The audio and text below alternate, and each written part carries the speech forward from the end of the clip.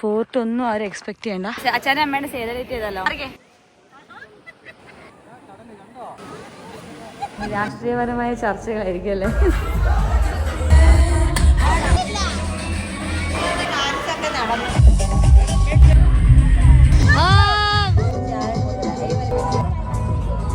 Good morning. അപ്പം എല്ലാവരുമായിട്ട് നമ്മുടെ രണ്ടാമത്തെ ദിവസമാണ് ഗോവയിൽ. എൻ്റെ സൗണ്ടൊക്കെ പോയി. നമ്മുടെ സ്റ്റേഡിയുടെ പൂളാണ്, പക്ഷെ ഇതിൽ ഇറങ്ങാൻ പറ്റിയിട്ടില്ല. ഗോവയിൽ അച്ഛനും അമ്മയും അമ്മൂമ്മയൊക്കെ ഇട്ട് വരുമ്പോൾ എന്താകും എന്നുള്ളത് എനിക്കൊരു എക്സൈറ്റ്മെൻ്റ് ആയിരുന്നു. നല്ല രസമുണ്ട്.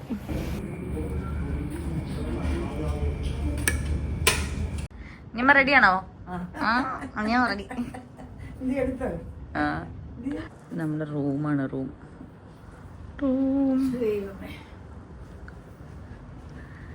ഇവിടെ ഒരാൾ കട്ട ഒരുക്കത്തിലാണ്.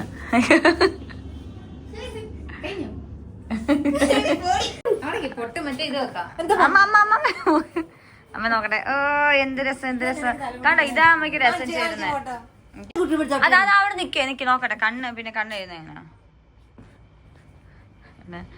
മണവാട്ടി പെണ്ണാണോ?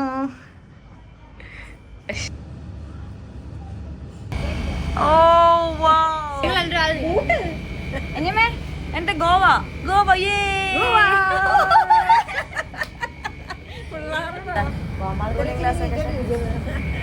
അച്ഛനൊക്കെ ഇഷ്ടമാണ്. ഇവിടുന്ന് അങ്ങോട്ട് എടുക്ക. വെയില് UTC.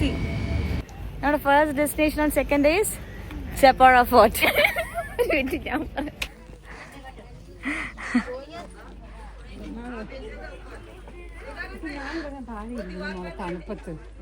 Welcome to Cheppara fort. ടയർഡായോ കുട്ടാ? അതൊക്കെ ഇടും കേട്ടോ, അതൊക്കെ ഇടും. ഒത്തന്റിക് സാധനം ഉണ്ട്. നീ ലുക്കല്ലേ മോളെ? അപ്പൊ ചെപ്പാറ ഫോർട്ട് ഏറ്റവും ഫേമസ് ആയിട്ടുള്ള ദിൽ ചൈതായില് അമീർ ഖാനും സെയ്ഫ് അലി ഖാനും ഒക്കെ ആയിട്ടിരുന്ന് കഥ പറയുന്ന ആ ഒരു സീനിലൂടെ ആണെന്നാണ് ഇവിടെ ഉള്ളവർ പറയുന്നത്. നമുക്കും അങ്ങനെ തന്നെ ആയിരിക്കും പരിചയം അല്ലെ. പക്ഷെ 16-ാം നൂറ്റാണ്ടില് മുസ്ലിംസ് ഈ ഒരു ഏരിയ ഭരിക്കുന്ന സമയത്ത് അവിടുത്തെ രാജാവിന്റെ കൊട്ടാരമായിരുന്നു എന്നാ പറയപ്പെടുന്നത് കേട്ടോ. ചെപ്പാറ ഫോർട്ടിന്റെ മുകളിലെത്തി നമുക്ക് കിട്ടുന്ന ഒരു വ്യൂ ഇങ്ങനെയാണ് കേട്ടോ. അല്ലാതെ ഇവിടെ ഫോർട്ട് ഒന്നും ആരും എക്സ്പെക്ട് ചെയ്യണ്ട. ആകെയുള്ളത് ഈ ഒരു കുന്ത്രണ്ടാണ്. ദേവതയെ കണ്ടേൻ കാതലിൽ വീഴുന്തേൻ. ആൾക്കാർ വെള്ളത്തിൽ ഇറങ്ങാതിരിക്കാനായിട്ട് ആ ഒരു വര വരയ്ക്കുന്നവൻ അതിലപ്പുറം പോലെന്ന്. പിന്നെ അത് പല ആൾക്കാരുടെ കയ്യിൽ കൈമാറി അവസാനം എത്തിയത് പോർച്ചുഗീസുകാരുടെ അടുത്താ. എന്നാലും 18-ാം നൂറ്റാണ്ടില് പോർച്ചുഗീസ് മിലിറ്ററിയുടെ ഒരു ഇമ്പോർട്ടൻസ് ഒക്കെ പോയപ്പോഴത്തേക്കിനും ഇത് അവര് ഉപേക്ഷിക്കുവാണ് ചെയ്തിട്ടുണ്ടായിരുന്നത്. ഇവിടെ പള്ളിയും ബാരക്സും പിന്നെ ടണൽസും ഒക്കെ ഉണ്ടായിരുന്നു പറയുന്നുണ്ട്. പക്ഷെ ഇപ്പൊ അതൊക്കെ നശിച്ചു പോയിട്ട് ആകെ ഫൗണ്ടേഷൻസും കുറച്ച് ബേസ് ആ വാൾസും മാത്രം ഉണ്ട് നമുക്ക് കാണാനായിട്ട്. ഏകദേശം ഒരു 120ഓളം സ്റ്റെപ്സ് കയറാനുണ്ട് ഇതിന്റെ മുകളിൽ വ്യൂ കാണാൻ എത്തണമെങ്കിൽ. ഇവിടെ മെയിൻ ആയിട്ട് എല്ലാവരും കയറുന്നതെന്ന് പറഞ്ഞാൽ ഇവിടെ നോക്കിക്കഴിഞ്ഞാൽ ആ വയട്ര ബീച്ചിന്റെ വ്യൂ ഭയങ്കര ബ്യൂട്ടിഫുൾ ആണ്. എസ്പെഷ്യലി സൺസെറ്റിന്റെ സമയത്താണെങ്കിൽ ആ ഗോൾഡൻ അവർ ഭയങ്കരമായിട്ട് നമുക്ക് എൻജോയ് ചെയ്യാൻ പറ്റും. 122 പടിയാ.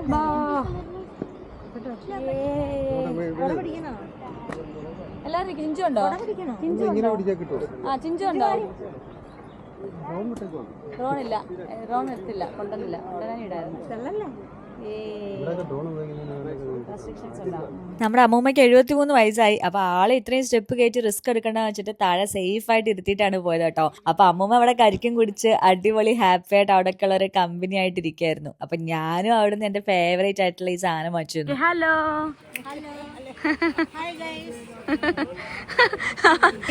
അമ്മൂമ്മ താഴെ നോക്കിറങ്ങ.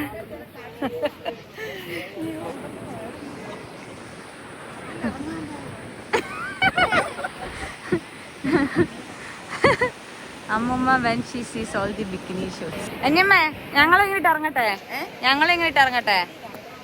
ഞങ്ങളും അവരിട്ട പോലത്തെ ഇട്ടോണ്ട് ഇറങ്ങട്ടെ. ബിക്കിനി നമ്മുടെ സംസ്കാരം, നമ്മുടെ നാട്. ഇവിടെ അച്ഛൻ്റെ അമ്മയുടെ സേവ് ദ ഡേറ്റ് നമുക്ക് ചെയ്താലോ? 27 വർഷം ശേഷം അച്ഛൻ്റെ അമ്മയുടെ സേവ് ദ ഡേറ്റ് ചെയ്താലോ?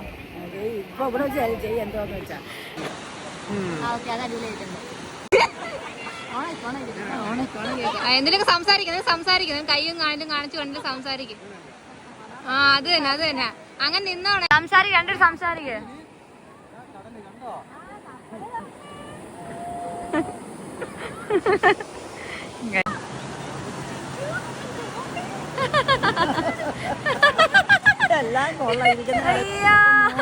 അത് അടിപൊളിയായിരുന്നു. ചെപ്പാറ ഫോർട്ടിൽ നമ്മൾ നേരെ ഇറങ്ങിയിട്ട് വൈറ്റർ ബീച്ചിലേക്കാണ് എത്തിയേക്കുന്നത്. ഇവിടുത്തെ സൺസെറ്റ് ഭയങ്കര ബ്യൂട്ടിഫുൾ ആണ് കേട്ടോ. ഇതിന് മുന്നേ ഞാൻ കണ്ടിട്ടുള്ളത്. അപ്പൊ ഇവരെ അതൊന്ന് കാണിക്കണമെന്നുണ്ടായിരുന്നു. പക്ഷെ നമ്മളിവിടെ എത്തിയത് നട്ടുച്ചയ്ക്കായിപ്പോയി. പിന്നെ വന്നിട്ട് നല്ല ചൂടാണെന്നുണ്ടെങ്കിലും അവിടുത്തെ കാറ്റിൽ നിൽക്കുമ്പോഴത്തേക്ക് നല്ല സുഖം ഉണ്ടായിരുന്നു. പിന്നെ എല്ലാവരും ഇന്ന് ഹൈ ഓൺ ഹൈ പവർ ആയിരുന്നു കേട്ടോ. അപ്പൊ അത് കാരണം അച്ഛനും അമ്മയും ഒക്കെ കുറച്ച് വീഡിയോസ് എടുക്കാൻ വേണ്ടി അഭിനയിക്കാൻ പറഞ്ഞപ്പോഴത്തേനും അവരങ്ങോട്ട് ജീവിച്ച് കാണിച്ചുകൊണ്ടിരിക്കുന്നതാണ് നിങ്ങളിപ്പോ കാണാൻ പോകുന്നത്.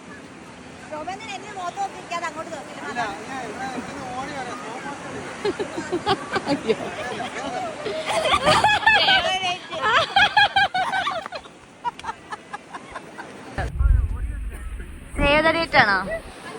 ആ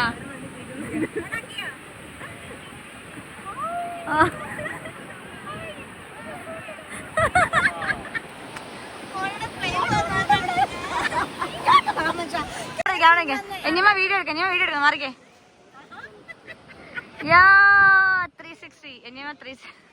എന്റെ ലൈഫിൽ one of the best moments ആണ് കേട്ടോ ഞാനിവിടെ അനുഭവിച്ചുകൊണ്ടിരിക്കുന്നത്. സത്യം പറഞ്ഞാൽ എല്ലാവരും ഭയങ്കര ഹാപ്പിയാണ്. എല്ലാവരും ഭയങ്കര എൻജോയ് ചെയ്യുന്നുണ്ട്. ഈ ഒരു ട്രിപ്പ് കാര്യങ്ങൾ എന്നുള്ളത് ഭയങ്കരമായിട്ട് ഹാപ്പിനെസ് തരുന്നുണ്ട്. അമ്മ എങ്ങനെയുണ്ട് ഗോവ? എങ്ങനെയുണ്ട് ഗോവ? ಗೋವಾ ಬಿಗುತ್ತ ಅಚ್ಚಾ ಹೇ.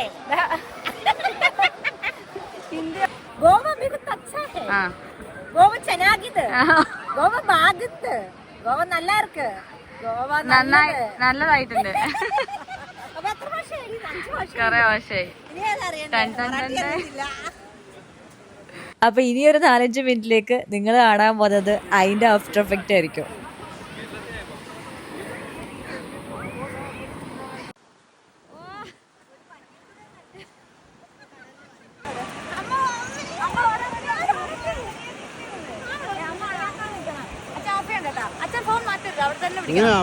കിട്ടത്തുള്ളൂ.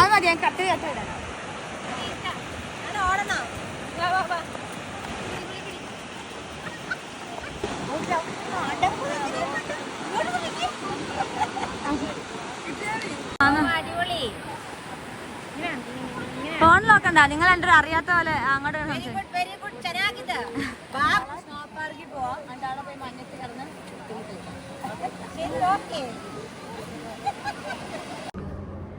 ഇത് വാക്സ് മ്യൂസിയം. ഇത് വേറൊരു പ്രതിമ. നമ്മൾ ബീച്ചിൽ കിടന്ന് വെയിലുകൊണ്ട് കരഞ്ഞിട്ടൊന്ന് തണല് പിടിക്കാന്ന് പറഞ്ഞ് എത്തിപ്പെട്ടത് ഈ സെലിബ്രിറ്റി വാക്സ് മ്യൂസിയത്തിലാണ്. 250 rupees പെർ പേഴ്സൺ ആണ് എൻട്രി ടിക്കറ്റ് വരുന്നത്. പിന്നെ അഡീഷണൽ ആക്ടിവിറ്റി ആയിട്ട് കോംബോ ഓഫറിൽ ഹയർ പ്രൈസിൽ വേണമെങ്കിൽ നമുക്ക് കയറുകയും ചെയ്യാം. പക്ഷെ നമ്മൾ ഈ ബേസിക് സംഭവം എടുത്തത് ആ ഒരു എമൗണ്ടിന് ഇത് വേർത്ത് ആണോ എന്നുള്ളത് നിങ്ങൾ തന്നെ കണ്ട് ഡിസൈഡ് ചെയ്തോളൂ കേട്ടോ. ഫാമിലി ആയിട്ട് വരുമ്പോൾ നല്ലൊരു സ്പോട്ടായിട്ട് എനിക്ക് ഫീൽ ചെയ്യും.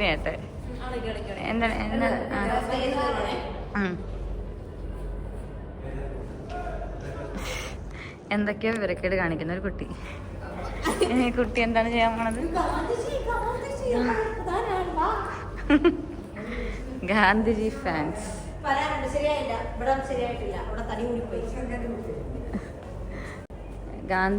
ഗാന്ധിജിയുടെ ആൾക്കാർ ബോഡി വിവരക്കേട്. രൺബീർ കപൂർ,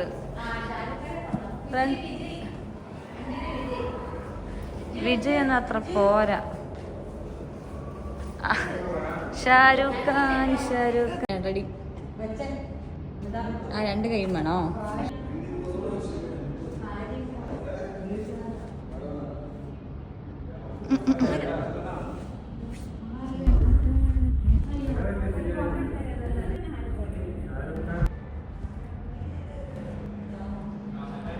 ഇങ്ങനെ കുറെ ആൾക്കാരുണ്ട്.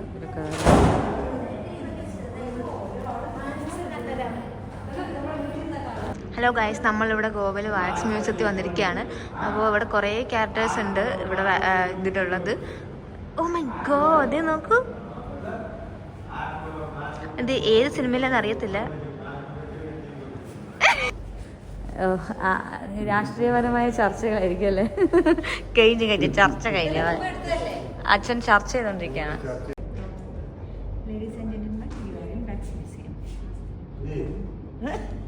ഇവിടെ നമ്മൾ ഗാന്ധിജിയെ കണ്ടപ്പം കൂടെ സെയിം വൈബുള്ള ഒരാളെയും കൂടെ കണ്ട. പ്രതിമ അനങ്ങാൻ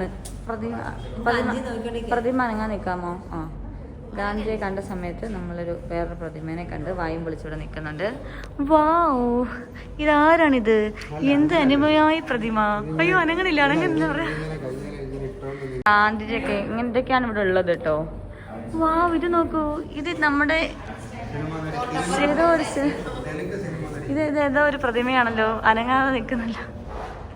അപ്പൊ വിശപ്പിന്റെ വിളിയൊക്കെ ആയിട്ട് ലഞ്ച് ടൈം ആയേക്കാണ്. അപ്പൊ നമ്മൾ വെറൈറ്റി ഒന്നും അല്ല, ഇന്നും താളി തന്നെ ട്രൈ ചെയ്യാനാണ് കേട്ടോ. അപ്പൊ ഇന്നലെ നമ്മൾ വൺ ഓഫ് ദി ബെസ്റ്റ് സ്ഥലത്ത് കഴിച്ചിട്ട് ഇന്നൊരു സാധാരണ സ്ഥലത്ത്, അതും അഭി സജസ്റ്റ് ചെയ്താണ്, അത്യാവശ്യം ഇവിടെ ഫേമസ് ആയിട്ടുള്ള ഒരു താളി സ്പോട്ട് തന്നെയാണ് കേട്ടോ. എന്താണ് ഒരു ആവറേജ് പ്ലേസിൽ എങ്ങനെയുണ്ട് താളി എന്നുള്ളതൊന്ന് ട്രൈ ചെയ്യാന്ന് വിചാരിച്ചു. അപ്പൊ അങ്ങനെ ഫുഡൊക്കെ ഓർഡർ ചെയ്തിട്ടുണ്ട്. അത് പ്രസാദിക്കാമോ? അപ്പൊ പ്രസാദിച്ചുണ്ടോ?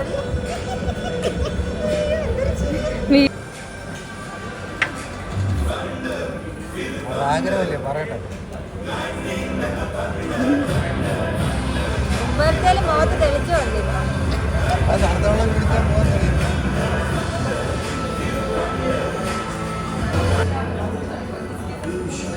ചിഞ്ചു ആലു പൊറോട്ട വേണം. ഇനിയിപ്പോ എല്ലാം തിരിഞ്ഞാണ്. അത് ഞണ്ട്, ഫിഷിന്റെ താളിക്ക് അത് ഞണ്ട്. അപ്പൊ ഫുഡൊക്കെ അടിച്ച് നമ്മളത് ആ ഫുൾ എനർജി ലോഡ് ചെയ്തേക്കാണ് കേട്ടോ. ഇന്നലത്തെ താളിയുടെ അത്രയും വന്നിട്ടില്ലെങ്കിലും സംഭവം കൊള്ളായിരുന്നു കേട്ടോ. അങ്ങനെ മോശമായിട്ടൊന്നും പറയാനില്ല. അപ്പൊ നമ്മൾ സ്നോ പാർക്കിൽ എത്തിയേക്കാണ്. നേരത്തെ ബീച്ചിൽ വെച്ച് പ്ലാൻ ചെയ്ത പോലെ തന്നെ പെർ ഹെഡ് ടിക്കറ്റ്സ് വരുന്നത് 500 rupees ആണ് കേട്ടോ. നമ്മൾ ടിക്കറ്റ് എടുത്തു കഴിഞ്ഞാൽ ഇവര് നമുക്ക് ബൂട്ട്സും ജാക്കറ്റും ഗ്ലൗസും അങ്ങനെ അക്സസറീസും കാര്യങ്ങളും ഒക്കെ തരും കേട്ടോ.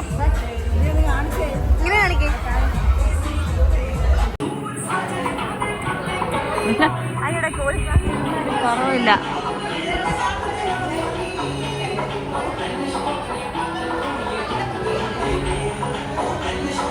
അതിൻ്റെ ഉള്ളിൽ കയറി കഴിഞ്ഞാൽ ഫുള്ളി സ്നോ പാക്ഡ് ആയിട്ടുള്ള ഒരു റൂമാണ്, സിംഗിൾ റൂം. അവിടെ ചെറിയ ചെറിയ ഇങ്ങനെ ആക്ടിവിറ്റീസ് പിള്ളേർക്കും അങ്ങനെ ഫാമിലിക്കൊക്കെ ആയിട്ട് ടൈം സ്പെൻഡ് ചെയ്യാൻ പറ്റിയ ഒരു സ്പേസ് ആയിട്ടാണ് എനിക്ക് ഫീൽ ചെയ്യുക കേട്ടോ. 500 rupees ഈ സെറ്റപ്പ് വേർത്ത് അല്ലെന്നുണ്ടെങ്കിലും നമ്മൾ നമ്മുടെ ഫാമിലി ആയിട്ടും ഇഷ്ടമുള്ളവരുടെ കൂടെയും കുറച്ച് ടൈം ഇങ്ങനെ ആ പുറത്തെ ചൂടിൽ നിന്ന് മാറാനായിട്ട് നല്ലൊരു പരിപാടിയാണ്. ഇവിടെ എല്ലാവരും ഹാപ്പിയായി. അച്ഛൻ റിട്ടയർഡ് ആയതുകൊണ്ട് തന്നെ സ്നോയിൽ ഫുൾ ഇതായി കിടന്നത് കൊണ്ട് അതൊരു മെമ്മറി റീകളക്റ്റിംഗ് ആയിരുന്നു. അതുപോലെ അമ്മയ്ക്കും കുറെ സ്നോ മെമ്മറീസ് ഉണ്ട്. അമ്മയായിരുന്നതിൽ ഭയങ്കര എക്സൈറ്റഡും ഹാപ്പി ആയെന്ന് എനിക്ക് തോന്നുന്നുണ്ട്. അമ്മൂമ്മയ്ക്ക് തണുപ്പിന്റെ ഒരു ഇഷ്യൂ കാരണം ആൾക്ക് കുറച്ച് ബുദ്ധിമുട്ടായി. പിന്നെ നമ്മൾ റിസ്ക് വേണ്ടാന്ന് വെച്ചിട്ട് കുറച്ചു നേരം കഴിഞ്ഞപ്പോൾ അമ്മൂമ്മേനെ നമ്മൾ സേഫായിട്ട് ഒരിടത്ത് കൊണ്ടിരുത്തി കേട്ടോ. പിന്നെ അനിയത്തിയൊക്കെ ഫുൾ ഓൺ ഫുൾ പവറായി മഞ്ഞത്ത് കളിക്കാനുള്ള അവസരം കിട്ടിയപ്പോൾ. എനിക്ക് പിന്നെ പണ്ടേ മഞ്ഞ് വലിയ താല്പര്യം ഇല്ലാത്തതുകൊണ്ട് ഞാൻ പിന്നെ അവരുടെ കൂടെ ഓളത്തിന് അങ്ങോട്ട് നിന്നു. ഇത് അച്ഛനും അമ്മയും അനിയത്തിയൊക്കെ ഇങ്ങനെ സിമ്പിളായിട്ട് വലിഞ്ഞു കയറി ഇറങ്ങിയ ഈ സാധനം ഉണ്ടല്ലോ, ഇതെത്ര കാണുന്ന പോലെ ഈസി അല്ല കേട്ടോ. ഇവർ കയറുന്ന കണ്ടപ്പോൾ ഞാൻ ഇതൊക്കെ എന്തെന്ന് പറഞ്ഞ് ഞാനും ഒന്ന് ശ്രമിച്ചു. പക്ഷെ എന്നെ കൊണ്ട് നടക്കണില്ല കേട്ടോ. എന്തോ കഷ്ടിച്ച് ഞാൻ മുകളിൽ എത്തിയിരുന്നു തോന്നുന്നു. പക്ഷെ ഇറങ്ങാനൊന്നും എന്നെ കൊണ്ട് പറ്റിയില്ല.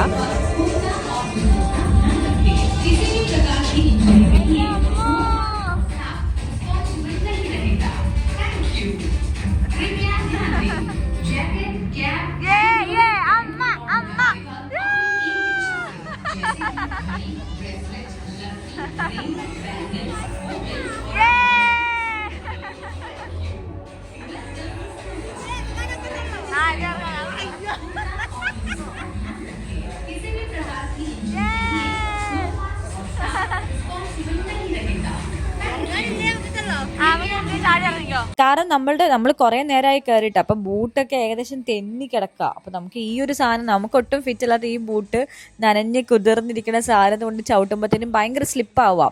അപ്പം സംഭവം ഡിഫിക്കൽട്ടാണ്. പക്ഷെ ഇവരൊക്കെ ഉണ്ടല്ലോ ഇതല്ലതിനപ്പുറം ചാടിക്കിടന്നവനാണ്, ആ സംഭവമാണ്. അതുകൊണ്ട് അവർക്ക് നടന്നു, എനിക്ക് പറ്റിയില്ല.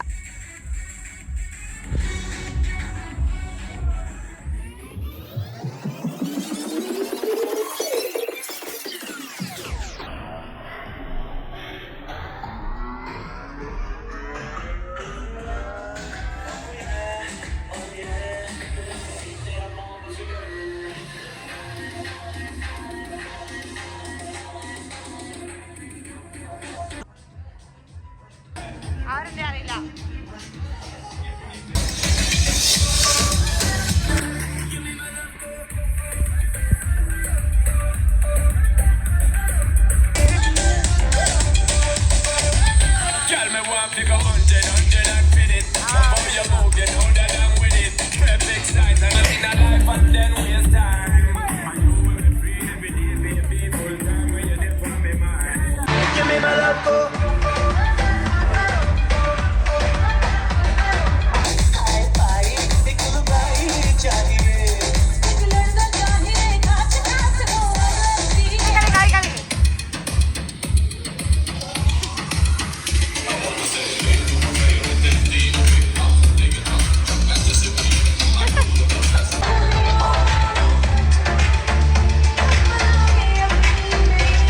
അത്യാവശ്യം സ്നോയിൽ കളിച്ച് മറിഞ്ഞ് ക്ഷീണിച്ചിട്ട് നമ്മൾ പുറത്തിറങ്ങാണ് കേട്ടോ. അത് എല്ലാവരുടെയും കാലിൽ ബൂട്ട്സിനുള്ളിൽ ഐസൊക്കെ കയറി കാല് മരവിച്ച അവസ്ഥയാണ്.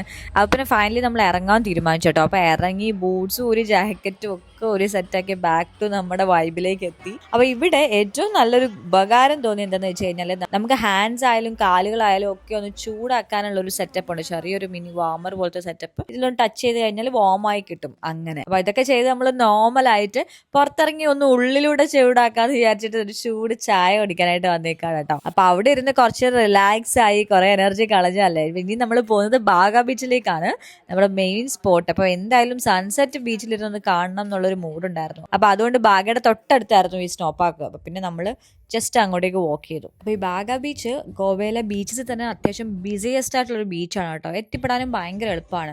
അപ്പോൾ ഇത്രയും തിരക്ക് കാരണം എനിക്ക് വലിയ താല്പര്യമില്ലാത്തൊരു ബീച്ചും കൂടെയാണ്. പക്ഷേ ബീച്ച് വൈസ് അടിപൊളി സ്ഥലമാണ്. പക്ഷേ ക്രൗഡും ആ ഒരു ബഹളവും ഒരു വൃത്തിയുടെ കുറവും ഒക്കെ കാരണം. അപ്പോൾ നമ്മളെപ്പോഴും ഒരു റെസ്പോൺസിബിൾ ട്രാവലേഴ്സ് ആവുകയാണെങ്കിൽ എല്ലാവർക്കും എല്ലാ സ്ഥലവും ഒരുപോലെ എൻജോയ് ചെയ്യാമെന്ന് ഇങ്ങനത്തെ സ്ഥലങ്ങളൊക്കെ കാണുമ്പോൾ നമുക്ക് മനസ്സിലാവും കേട്ടോ. പിന്നെ ഇവിടെ ഒരു രാത്രിയാണെന്നുണ്ടെങ്കിൽ നല്ല രസമാണ്. ഈ ഒരു നൈറ്റ് ലൈഫ് എന്ന് പറഞ്ഞു കഴിഞ്ഞാൽ ഫുള്ള് ഫുഡ് കഴിക്കാനുള്ള സ്ഥലങ്ങളും സ്റ്റോളുകളും കുഞ്ഞു കുഞ്ഞു മാർക്കറ്റുകളും ഒക്കെ ആയിട്ട് ഫുൾ പാട്ടും ബഹളവും എന്താ പറയുക, ആ ഒരു വൈബ് ഇഷ്ടപ്പെടുന്ന ആൾക്കാരാണെന്നുണ്ടെങ്കിൽ ഉറപ്പായിട്ട് ഇഷ്ടപ്പെടും. എനിക്കിൻ്റെ ആ ലൈറ്റിങ്ങും ആ വിഷ്വലായിട്ടുള്ള ആ ഒരു സാധനം ഉണ്ടല്ലോ, അത് കിട്ടാൻ വേണ്ടിയിട്ടാണ് രാത്രി സമയങ്ങളിൽ ഇവിടെ വരാൻ ഇഷ്ടം. അപ്പോൾ നമ്മൾ സൺസെറ്റ് പിടിക്കാമെന്ന് പറഞ്ഞിട്ട് നമ്മുടെ അത്യാഗ്രഹം കാരണം ഇതിൻ്റെ അപ്പുറം മൂലയ്ക്ക് പോയി കഴിഞ്ഞാൽ ഒരു ചെറിയൊരു ക്ലിഫ് പോലെയൊക്കെയുള്ള ഒരു ഏരിയ ഉണ്ട്. അവിടെ പോയി കഴിഞ്ഞാൽ നല്ല സൺസെറ്റ് കിട്ടും എന്ന് വെച്ചിട്ട് നമ്മൾ വരാനേ ഓൾറെഡി ലേറ്റായി.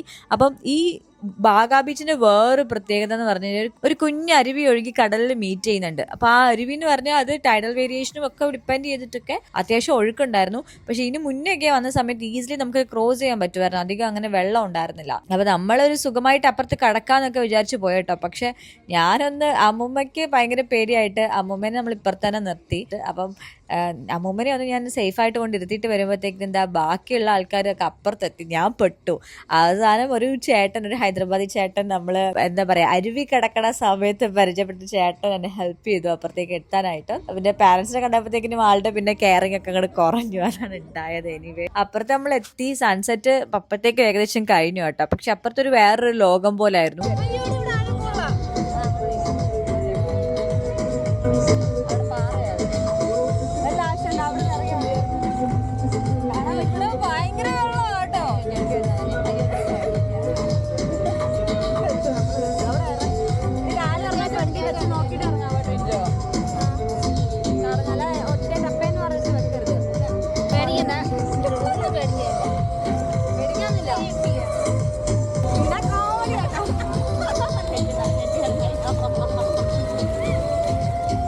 നല്ല രസമുണ്ടായിരുന്നു. കുറേ ഇങ്ങനെ ഷെൽസും കാര്യങ്ങളൊക്കെ ആയിട്ട്. അപ്പോൾ അവിടെ കുറച്ച് കറങ്ങി നടന്നു. പിന്നെ ഒരുപാട് ഇരുട്ടായി കഴിഞ്ഞാൽ ഇപ്പുറത്തേക്ക് കടക്കാനുള്ള ബുദ്ധിമുട്ടുണ്ടാവുമെന്ന് വെച്ചിട്ട് നമ്മളിങ്ങോട്ട് തിരിഞ്ഞു കേട്ടോ. അപ്പോഴത്തേക്കും പിന്നെ സൺസെറ്റ് കഴിയുമ്പോഴത്തേക്കും ഈ ടൈഡൽ വേരിയേഷൻ കാരണം ഇവരുടെ അതോറിറ്റീസ് തന്നെ നമ്മുടെ അപ്പുറത്ത് അരുവിയുടെ അപ്പുറത്ത് ഇങ്ങനെ ഒരു ചെറിയ ഒരു പോർഷനും ഉണ്ട്, കുറച്ചുകൂടി ബീച്ചിൻ്റെ കുറച്ചും കൂടി ഒരു കടലിലേക്ക് ഇങ്ങനെ ഇറങ്ങി നിൽക്കുന്ന ഒരു സ്പേസ്. അപ്പോൾ അവിടെയൊക്കെ ഉള്ളവരെയും എല്ലാവരെയും തിരിച്ച് വീട്ടിൽ കയറ്റുന്ന പോലെ, മറ്റേ ഇല്ല കുട്ടികളെയൊക്കെ ഇറക്കി വെച്ചിട്ട് വീട്ടിൽ കയറ്റുന്ന പോലെ ഇവർ ജീപ്പിലൊക്കെ വന്നിട്ട് എല്ലാവരും ഓടിച്ച് കയറ്റാട്ടോ. അപ്പം നമുക്കിനി തെറിവിളി കേൾക്കേണ്ട വെച്ചാൽ നമ്മൾ ഇപ്പുറത്തോട്ടേക്കും കടന്നു. അപ്പോൾ നല്ലൊരു എക്സ്പീരിയൻസ് ആയിരുന്നു. പ്രോപ്പറായിട്ട് പീസ്ഫുള്ളി ഒന്ന് ഇരുന്ന് സൺസെറ്റ് പിടിക്കാമെന്ന് നമുക്ക് പറ്റില്ല കേട്ടോ. പിന്നെ നമ്മൾ ഈ ലൈറ്റിൻ്റെ ഇടയിലൂടെയും ഈ ഡെക്കറേഷൻസ് പരിപാടികളുടെ ഇടയിലൂടെ ഒക്കെ നടന്നു. നമുക്ക് അവിടെ കുറച്ച് നേരം ഇരുന്ന് ടൈം സ്പെൻഡ് ചെയ്യണമെന്നുണ്ടായിരുന്നെങ്കിലും നമ്മുടെ ഡ്രൈവർ ചതുരചേട്ടൻ്റെ തിരക്ക് കാരണം നമുക്ക് തിരിച്ച് റൂമിലേക്ക് പോകേണ്ടി വന്നു. പിന്നെ ആളെ തപ്പിയുള്ള നടത്തായിരുന്നു. നമ്മളെവിടേക്കോ വഴി തെറ്റി, ആളെവിടെയാന്ന് നമുക്കും അറിയില്ല, ലൊക്കേഷൻസ് അങ്ങനെ ട്രാക്ക് ചെയ്യാനും പറ്റുന്നില്ല. എന്നല്ലാതെ ആകെ വഴിയാധാരമായ അവസ്ഥയായിപ്പോയി. പിന്നെ അലഞ്ഞു തിരിഞ്ഞ് ഫൈനലി നമ്മൾ ആളെ ഫൈൻഡ് ചെയ്തു. റൂമിൽ പോയി കുറച്ചു നേരം റെസ്റ്റ് എടുത്തിട്ട് ഫ്രഷ് ഒക്കെ ആയി നമ്മൾ വീണ്ടും ഫുഡ് കഴിക്കാൻ ഇറങ്ങി. അത്യാവശ്യം നല്ല രീതിയിൽ ഫുഡൊക്കെ അടിച്ചിട്ട് ഞാൻ നല്ല ഉറക്കം വരുന്നുണ്ട് കേട്ടോ. അപ്പോൾ ഒരു ദിവസം കൂടെ നമുക്ക് ഗോവയിലുണ്ട്.